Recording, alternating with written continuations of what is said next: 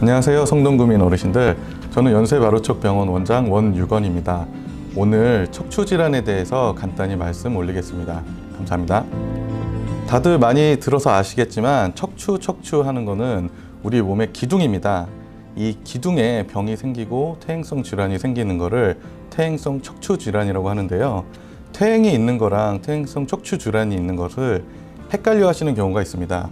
나이 들면서 얼굴에 주름 오는 게 병이 아닌 것처럼 퇴행 자체는 병이 아닙니다.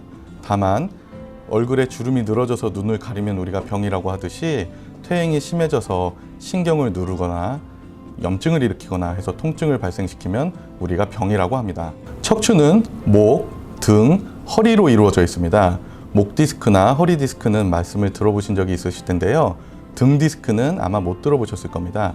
등뼈는 갈비뼈가 붙잡고 있기 때문에 일반적으로 잘 병이 생기지 않으나 가끔 종양이나 혹이나 물혹 같은 게 생겨서 병이 오는 경우가 있습니다. 이렇게 우리 척추는 목과 등, 허리로 이루어져 있고 더 나아가서 골반까지 연결이 되고 있습니다. 대표적으로 많이 알려진 척추 질환은 척추 협착, 척추 디스크, 척추 측만증 등이 있습니다. 네, 이렇게 허리 뼈가 있고요. 뼈하고 뼈 사이에 있는 연골이 동그랗게 생겼기 때문에 흔히 디스크라고 부릅니다. 우리가 허리를 굽혔다 폈다 굽혔다 폈다 할 때마다 호떡을 누르면 얇아지고 넓어지듯이 디스크가 부풀게 되고요. 두께도 얇아지게 됩니다. 그렇기 때문에 우리가 어르신들이 병원에 가서 엑스레이를 찍거나 했을 때 좁아졌다, 얇아졌다, 무너졌다 이런 얘기를 듣는 이유가 이 디스크가 이런 식으로 부풀 때 얇아지기 때문에 그런 얘기를 듣게 되는 것입니다. 이렇게 디스크가 두꺼워지면서 밀려나서 이 노란 신경을 누르게 되고요. 신경 주변을 둘러싸고 있는 조직들도 굳은 살이 생기듯이 두꺼워지는 것을 척추 협착이라고 합니다. 이렇게 신경이 눌리게 되면은 허리에 발생하는 요통이 아니라 신경통이 생기게 됩니다.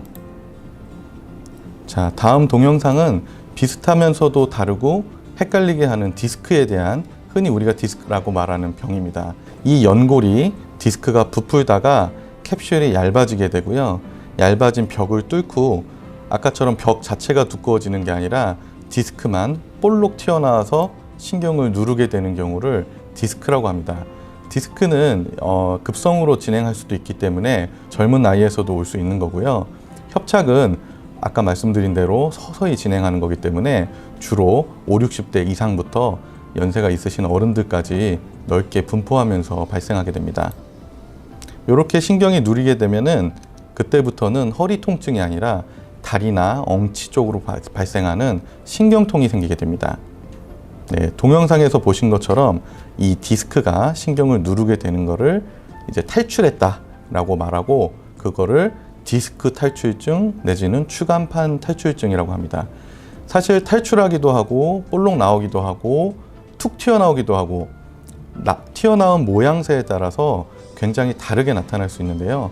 그걸 다 뭉뚱그려서 사람들이 디스크 하게 되는 겁니다. 자, 디스크가 있을 때 디스크가 캡슐을 찍고 나온다고 말씀드렸는데요. 그때 허리가 굉장히 아픕니다. 그래서 요통이 생기기도 하고요. 이 디스크가 튀어나온 다음에는 점차 두꺼워지고 딱딱해지고 그런 퇴행성 변화를 이루면서 신경을 더 누르게 되고 그렇게 되면 병이 더 깊어지게 되는데요. 잘못된 자세로 생기기도 하고 외부 충격에 의해서 발생하기도 합니다. 자, 말씀드린 대로 허리도 아프고 다리나 엉치 쪽으로 어떤 분은 저리다 그러고 어떤 분은 땡긴다 그러고 어떤 분은 바람 들었다 그러고 어떤 분은 터져나갈 것 같다 그러고 우리 신경은 결국 모터랑 센서 두 가지 기능을 하는데 센서가 망가지면서 뜨겁고 차갑고 다양한 고통스러운 느낌들이 다 나타날 수 있습니다. 그래서 그거를 모두 신경통 내지는 방사통이라고 우리가 부르고 있습니다.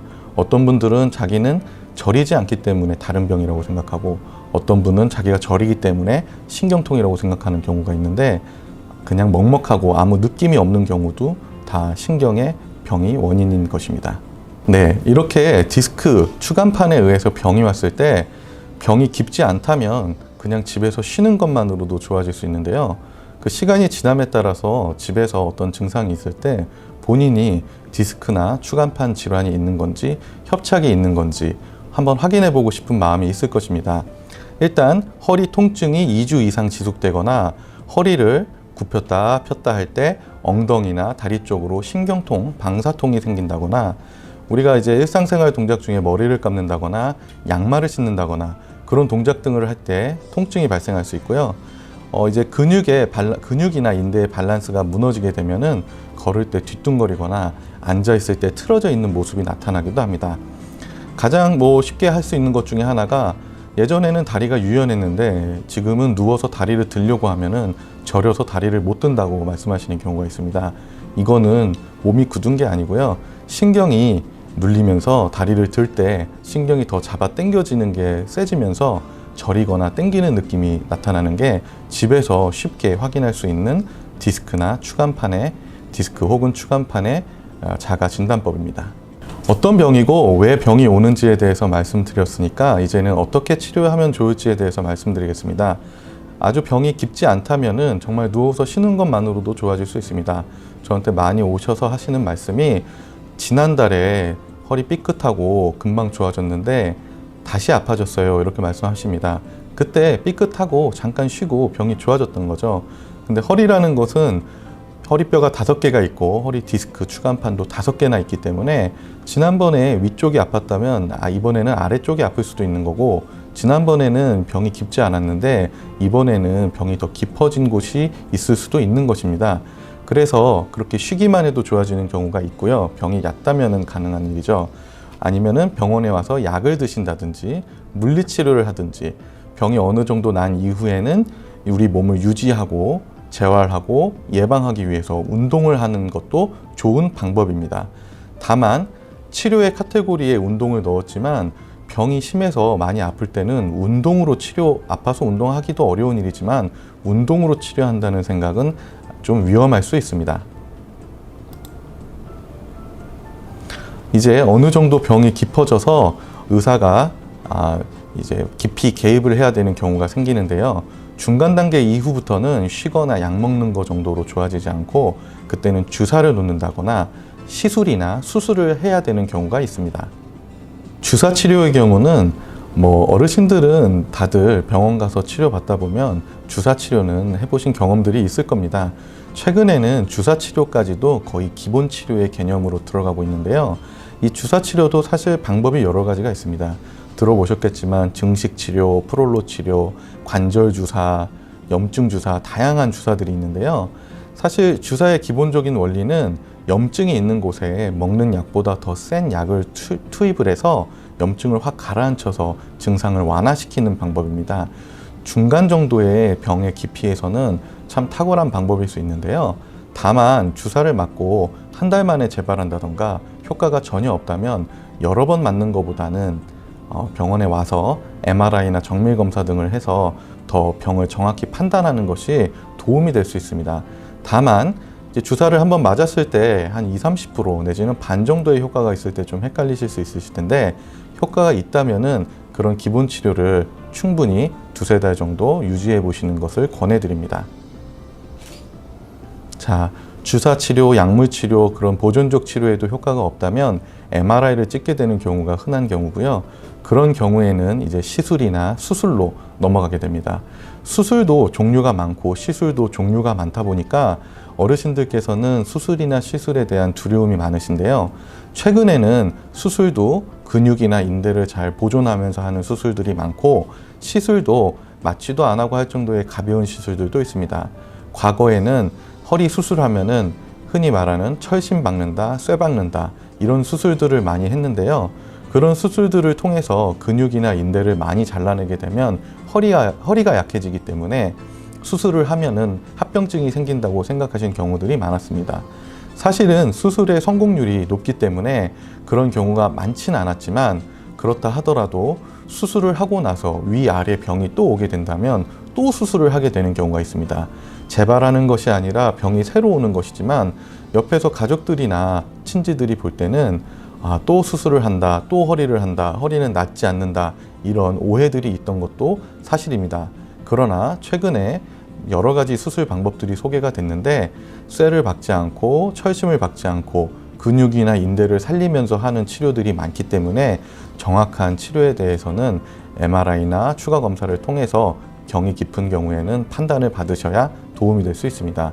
막연한 두려움을 갖고 병원에 오는 것조차, 허리를 건드리는 것조차 두려워하시는 것은 사실 좀 10년이나 20년 전에 이런 합병증들만 부각되던 시절의 얘기고, 최근에는 그렇게 치료하는 경우가 드물어졌기 때문에 병원에 오셔서 진료받는 것을 두려워하지 않으셨으면 좋겠습니다. 네, 이번에는 척추관 협착증에 대해서 마저 말씀드리겠습니다.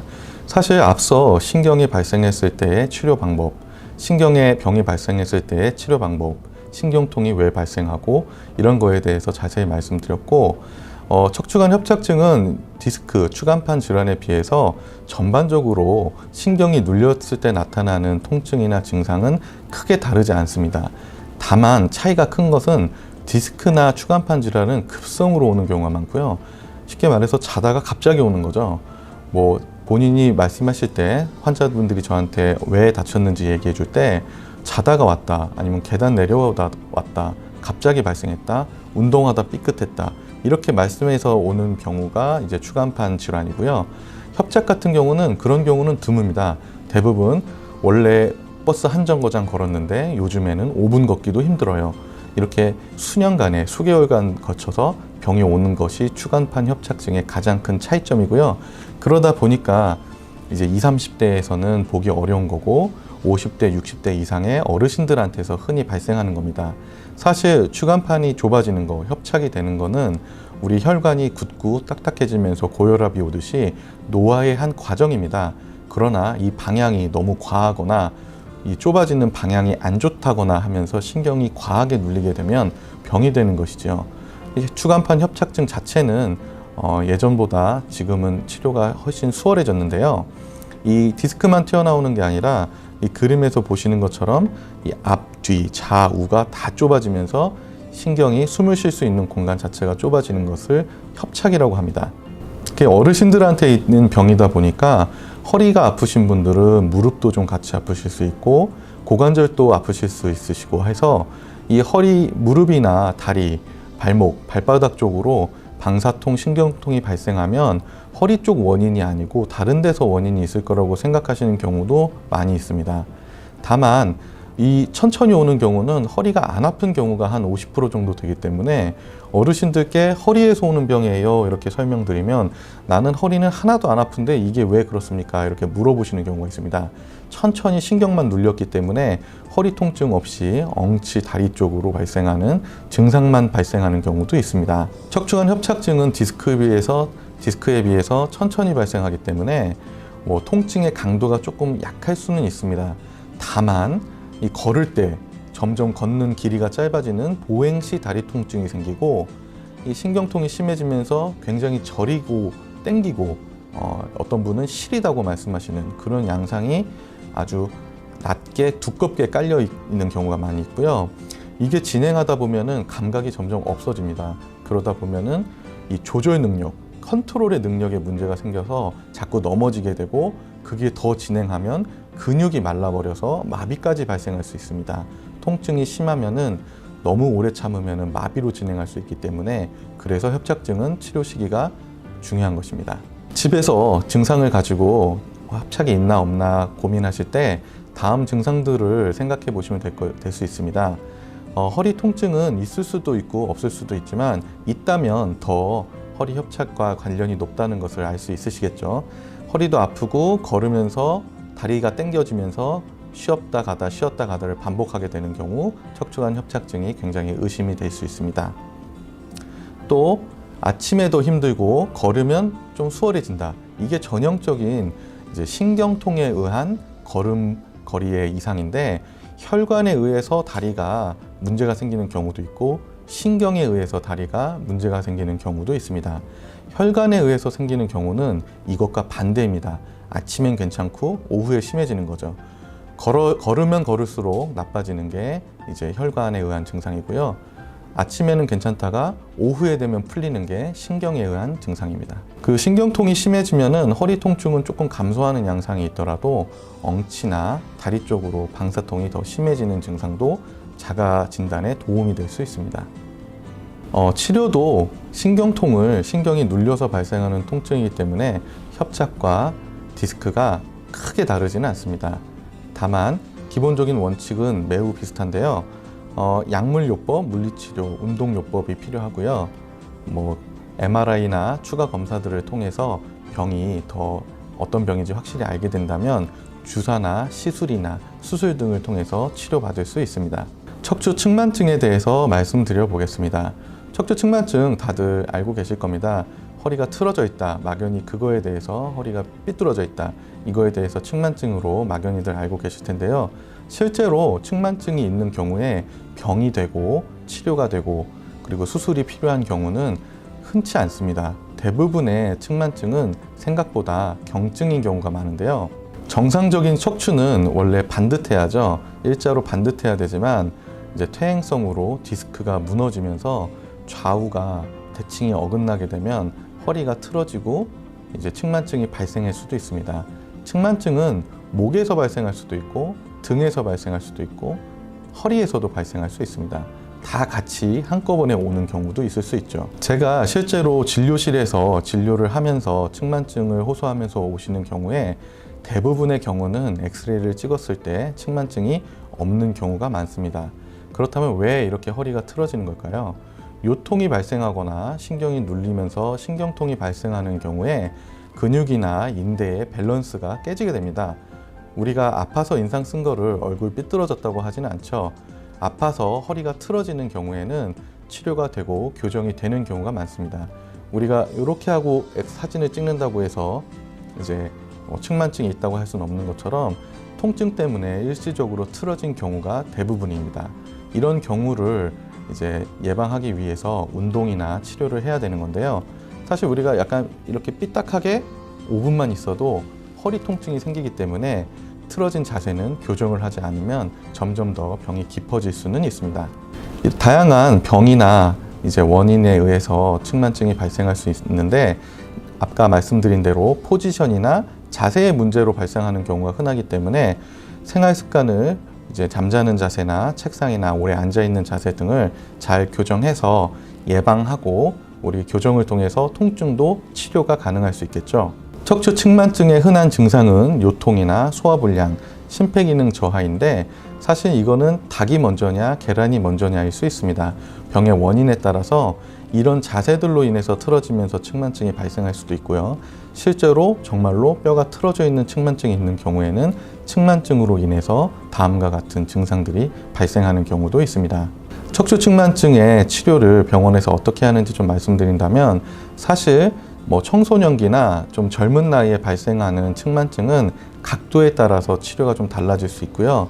어르신들의 퇴행성으로 오는 측만증은 일단 정확히 이게 측만증이 있는 건지 뼈가 틀어진 건지 아니면 자세가 틀어진 건지에 따라서 치료가 조금 달라질 수 있습니다. 연령에 상관없이 60도 이상이라면은 정말로 엑스레이나 MRI상에서 60도 이상의 측만증이 확인이 된다면 그런 경우는 수술을 하는 경우도 있는데요. 최근에는 대부분 교정을 통해서 치료를 하고 수술적인 치료는 최소한으로 하고 있습니다. 앞서 말씀드린 세 가지 병에서 기본적으로 사용되는 약물 치료에 대해서 조금 더 말씀드리겠습니다. 우리가 약물 치료를 할 때 이런 소염제도 있고 진통제도 있고 마약도 있고 이런 여러 가지 약에 대해서 처방받아 본 적들이 있으실 겁니다. 이제 마약성 진통제는 진통 효과만 일으키는 거고요. 비마약성 진통제는 이제 해열 진통제가 있고 소염 진통제가 있는데요. 해열 진통제로 유명한 거는 흔히 말하는 타이레놀이죠. 아세트아미노펜이 이제 해열 진통제인데 열도 떨어뜨리고 안 아프게 해드리지만 소염, 즉 염증을 끈다, 염증을 없애는 효과는 없습니다. 그렇다면 근본적인 치료를 하기 위해서는 소염 진통제를 같이 쓰는 것이 유리할 수 있습니다. 소염 진통제는 진통 효과뿐만 아니라 소염 효과가 있기 때문에 병을 치료하는 효과가 있다고 볼 수 있습니다. 네, 마약성 진통제는 쉽게 이렇게 처방받을 수 없고 흔히 접하는 해열 진통제, 소염 진통제의 차이가 바로 소염이 있냐 없냐의 차이인 겁니다. 브루펜 하는 얘기 들어보셨죠? 이부프로펜을 줄인 성분을 줄여서 브루펜이라는 약이 나와 있는데요. 브루펜 같은 약이 소염 효과가 있는 소염 진통제고요. 타이레놀 같은 경우는 이제 해열 효과는 탁월합니다. 열날 때는 사실 소염제보다 타이레놀이 좋을 수 있습니다.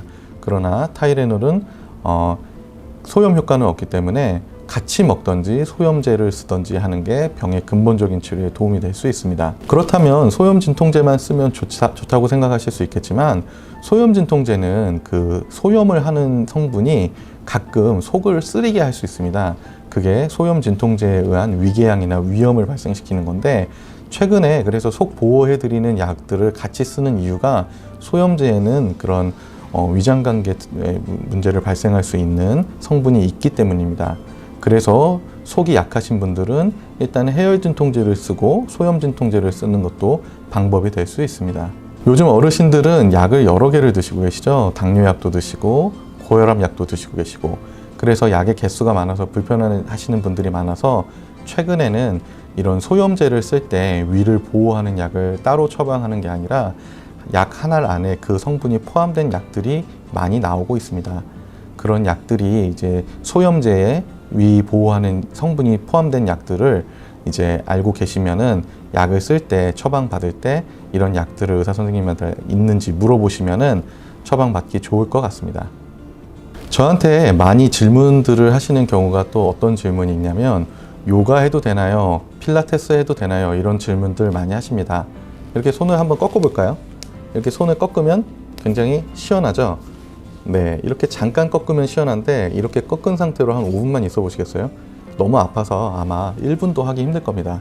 이 스트레칭이란 거는 잠깐 부드럽게 하는 것은 근육이나 인대와 관절을 유연하게 해주고 도움을 줄 수 있지만, 너무 과도하게 오랫동안 꺾는 것은 오히려 관절에 좋지 않습니다.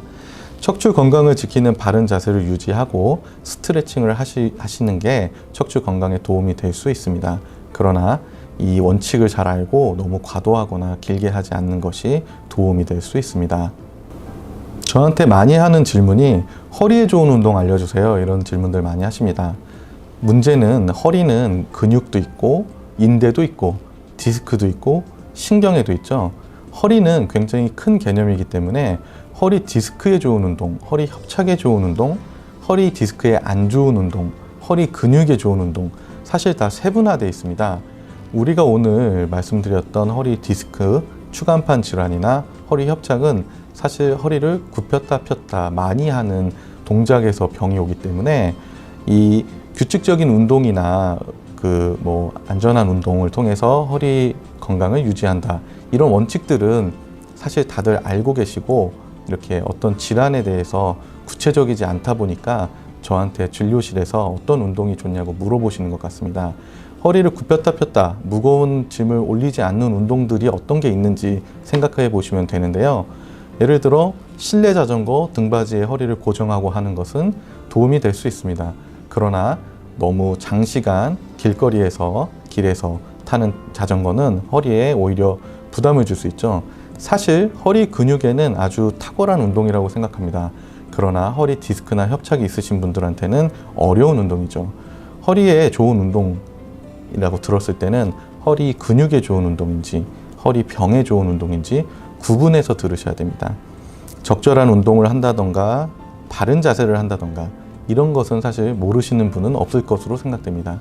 허리에 무거운 물건을 올려놔서 추간판이나 신경이 눌리지 않게 하는 게, 그런 원칙들을 잘 지키는 게 중요한 것이겠죠. 네, 다음에 소개해드리고 있는 운동들이 허리를 굽혔다 폈다 하는 것이 최소한으로 되면서 허리 근육에도 좋고 허리 추간판에도 좋은 운동인데요.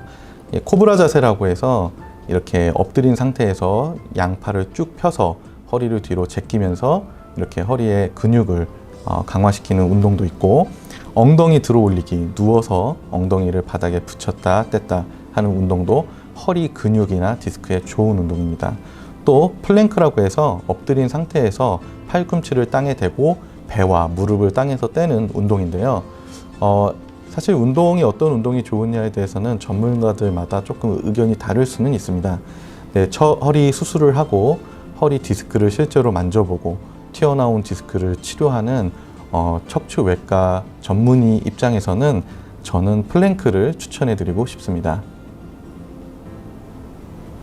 플랭크를 한다면 점진적으로 시간을 늘려서 3분 정도까지는 유지를 하신다면 아주 탁월한 운동이 될 수 있습니다.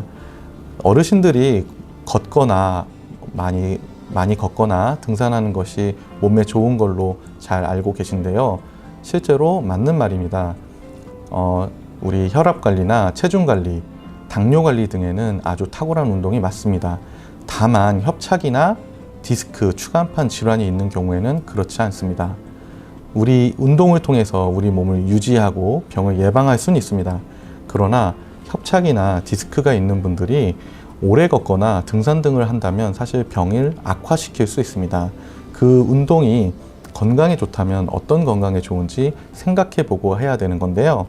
이 플랭크 같은 경우는 허리를 굽혔다 폈다 하는 동작이 없이 허리 근육을 만들어주는 좋은 운동이죠. 실제로 오래 걷는 분들, 공원에서 걷는 분들 보면 근육질인 분들이 있던가요? 저는 없었던 것 같아요. 오래 걷는 유산소 운동은 근육을 만들어주진 않습니다. 그러나 이 플랭크는 무산소 운동이기 때문에 근육을 만들어주죠.